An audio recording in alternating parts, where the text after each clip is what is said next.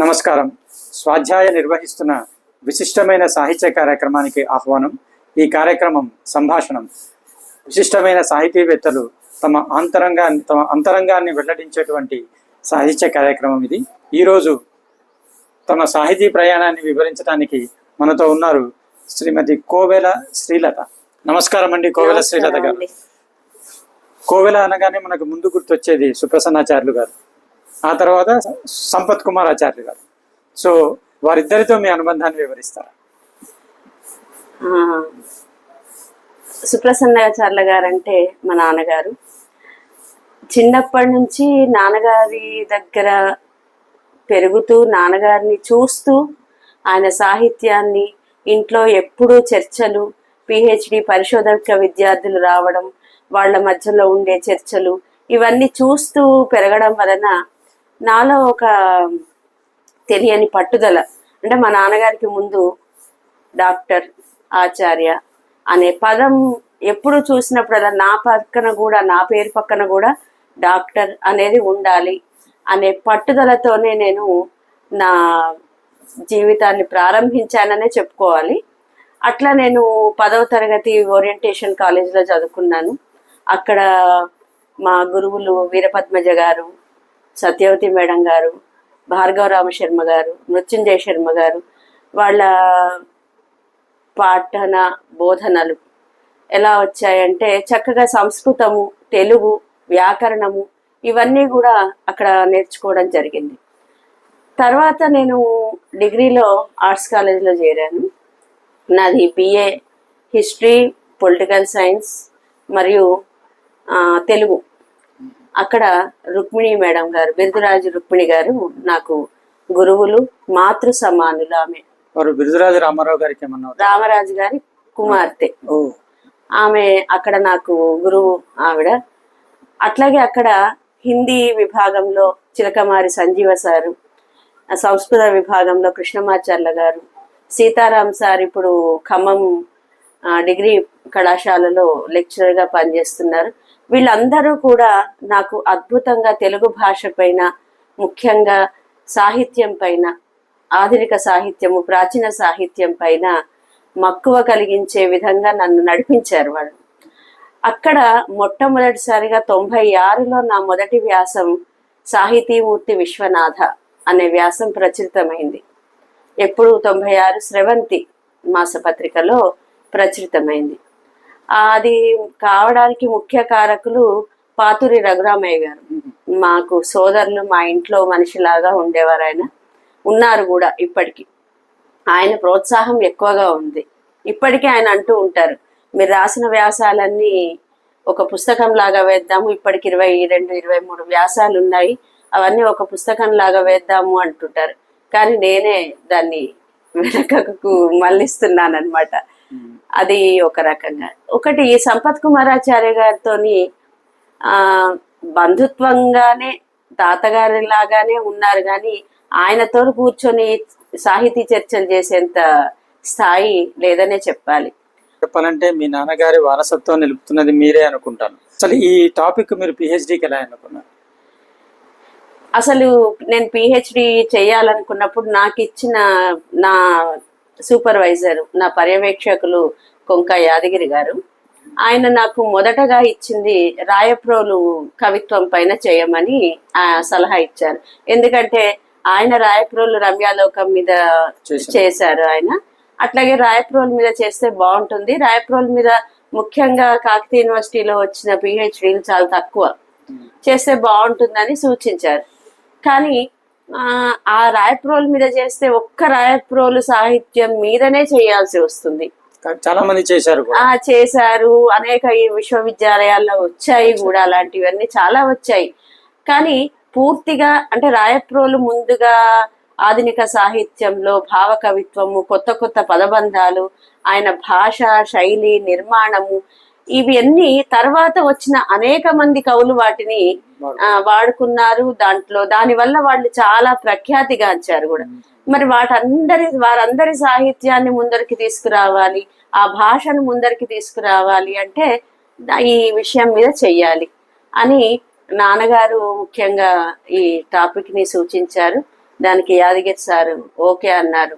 ఇప్పుడు మీరు మీ దాని లోపల కాల్పనిక కవిత్వము అనేది ఎలా డిసైడ్ చేసుకున్నారు, నిర్ణయించుకున్నారు? కాల్పనిక కవిత్వము అంటే నేను నా ఎక్కడ ప్రారంభించానంటే నేను భాషా పుట్టుక ప్రయోగము, తర్వాత ధ్వని రస సిద్ధాంతము, ఆనందవర్ధనుడు ధ్వని సిద్ధాంతము, తర్వాత భరతుని నాట్యశాస్త్రము, వీటన్నిటితోని మొదలుపెట్టి జాతీయోద్యమం, ముఖ్యంగా సాహిత్యం, మన సాంస్కృతిక పునరుజ్జీవన ఉద్యమాలు, మన భారతదేశంలో అరవిందుని తత్వం ఒకటి, అలాగే దయానందుడు, బ్రహ్మ సమాజము, ఆర్య సమాజము, ఇవన్నీ ఎట్లా పుట్టుకొచ్చాయి, వాటి వల్ల సమాజంలో జరిగిన మార్పులు ఏమిటి? ఇప్పుడు బ్రహ్మ సమాజం రాజా రామ్మోహన్ రాయ్ తీసుకొచ్చిన మార్పులు, ఆ తర్వాత ఆర్య సమాజం దయానందుడు తీసుకొచ్చాడు, శ్రీ అరవిందుని తత్వం ఒకటి, ఇంటగ్రల్ యోగా అదొకటి, తర్వాత తిలక్ స్వరాజ్యం నా జన్మ హక్కు, తిలక్, వీటన్నిటి ప్రభావం అనేది సమాజంలో ఏ విధంగా పడింది, వీటి వల్ల కవులు ఏ విధంగా ప్రభావితులయ్యారు.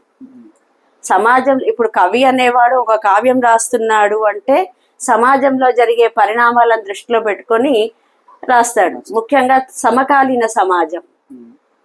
ఇప్పుడు విశ్వనాథ వారు ఆంధ్రావళి రాయప్రోలు, ఆంధ్ర ప్రశస్తి రాయప్రోలు వారు ఆంధ్రావళి రాశారు అంటే అప్పుడు జరుగుతున్న ఉద్యమం, సాహిత్య ఉద్యమం కాదు, స్వాతంత్ర ఉద్యమంలో జరిగిన పరిణామాలు దృష్టిలో పెట్టుకొని వాస్తవిక దృష్టితో రాయడం జరిగింది ఇవన్నీ. అట్లా సమాజం పైన ఉద్యమ ప్రభావము, దాని గురించి సాహిత్య ప్రభావం అనేది ఎట్లా ఉంది అనే విషయం గురించి కూడా నేను చర్చించడం జరిగింది దీంట్లో. తర్వాత కొంతమంది కాల్పనిక ఉద్యమ నిర్మాతలు, రాయప్రోలు, కృష్ణశాస్త్రి, విశ్వనాథ, అలాగే మన పింగళి కాటూరి, నండూరి, నాయని. సరే, ఇప్పుడు కాల్పనిక కవులు అన్నారు, నాకు ఈ పద ప్రయోగంలోనే కొంచెం ఇబ్బందిగా అనిపిస్తుంది. ఎందుకంటే కవిత్వం అనేది సృజనాత్మక ప్రక్రియ. అంటే దానిలో కల్పన, సృజనాత్మకం అంటే కల్పన ఇమిడి ఉంటుంది. సో మరి కాల్పనిక కవులు, కాల్పనిక కవిత్వము అంటే ఎలాగా? స్మృతి, ప్రకృతి మనకు ప్రణయము, ప్రకృతి, స్మృతి, దేశభక్తి, ఇవన్నీ కూడా కాల్పనిక కవిత్వంలో ప్రస్ఫుటంగా కనిపిస్తాయి. కాల్పనిక కవిత్వంలో ముఖ్యంగా కవులు ఆధునిక పదబంధాలతోని నిర్మించినవి కాల్పనిక కవిత్వం మొత్తం. దానికి సంపూర్ణంగా ఒప్పుకోవలసినది ఏంటిదంటే ఆద్యుడు రాయప్రోలు సుబ్బారావు. తృణకంకణము, స్వప్న కుమార, జడకుచ్చులు, వీటన్నిటిలో కూడా మనకు రాయప్రోలు వారి అద్భుతమైన పదబంధన ముద్ర కనిపిస్తూ ఉంటుంది ఆయనది. ఎందుకంటే రాయప్రోలు సాహిత్యాన్ని చదివి అర్థం చేసుకోవాలి అంటే కొంచెం కష్టపడాలి ఆయన. ఎందుకంటే అది కవి పాఠకుడు భావుకుడు అయి ఉండాలి. అట్లా అయితేనే ఆయన సాహిత్యం అంత సులభంగా అర్థమవుతుంది. ఎందుకంటే కాకతీయ విశ్వవిద్యాలయంలో నాన్నగారు రాయప్రోలు కవిత్వం పైన ఒక సెమినార్ నిర్వహించారు. చాలా ఏళ్ళైంది, నాకు సంవత్సరం గుర్తులేదు, కానీ అప్పుడు నిర్వహించినప్పుడు చాలా మంది గొప్పవాళ్ళు, అంటే మన తెలుగునాడులో ఉండే అనేక విశ్వవిద్యాలయం నుంచి వచ్చిన గొప్ప గొప్ప పరిశోధకులు, ఆచార్యులు ఎన్నో పత్రాలు సమర్పించారు. అది ఒక్కటి చాలు, మనం రాయప్రోలు వారి కవిత్వాన్ని ఆ సంచిక గనక చదివినట్లయితే రాయప్రోలు వారి అంతరంగాన్ని పట్టుకోవచ్చు. అండ్ ఇక్కడ తెలంగాణ ప్రాంత భావ కవులు అంటే ప్రాంతీయ భావమా లేక ప్రాంతానికి చెందిన వ్యుత్పత్తి, మన విగ్రహవాక్యం? ఇది కవిత్వ భావన అండి, ఇక్కడ ప్రాంతీయ భేదం లేదు, కేవలం ఇది కవిత్వ భావన మాత్రమే. ఎందుకంటే ఇక్కడ తెలంగాణ ప్రాంతంలో భావ కవిత్వం అనేది చాలా తక్కువ. ఇక్కడ ఏంటంటే ఇక్కడ ఉద్యమం ప్రధానంగా ఉన్నప్పుడు ఇక్కడ అభ్యుదయ కవిత్వము, ఉద్యమ కవిత్వము, ముఖ్యంగా రైతుల యొక్క జీవితాలు, గ్రామీణ వ్యవస్థ, ఇవన్నీ కవులు తీసుకోవడం జరిగింది. కానీ కాల్పనికత అనేది ఇక్కడ కవులలో చాలా తక్కువ. అయితే ఇంతకుముందు మీరు అన్నారు కదా శ్రీశ్రీని ఎందుకు తీసుకోలేదని, కానీ ఇక్కడ నేను దాశరథిని కాల్పనిక కవిని చేశాను. నేను దాశరథి కాల్పనిక కవి అంటే అభ్యుదయ కవి కూడా. అభ్యుదయం తర్వాత వచ్చింది. మొదట కాల్పనిక మొదట కవి కదా. చాలా అద్భుతమైన కానీ శ్రీశ్రీ మొత్తం అభ్యుదయ కవి. ఇప్పుడు దాశరథి ఒక శిల్పి కవిత్వం చాలు, ఆ అతని యొక్క భావుకతని గాని భావనా బలాన్ని గాని అగ్నిధారలో ముందున్న పద్యాలన్నీ అన్ని కాల్పనిక. కాల్పనిక కవిత్వం కిందకే వస్తాయి. మరి నారాయణ రెడ్డి ఎలా ఫిట్ అయ్యాడు? ఆ?